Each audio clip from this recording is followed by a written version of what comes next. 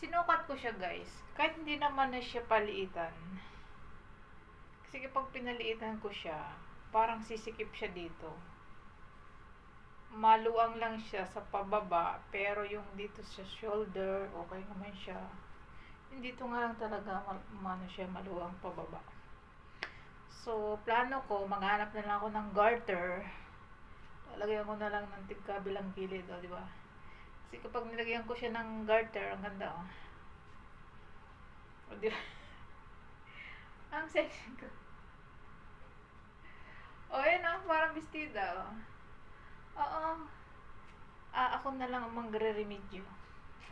Kasi ito lang ng pinoproblema ko yung nasa lelayan. Di ba kasi ang ganda niya guys, Pakistan dress. Ito sa lubong ni nanay.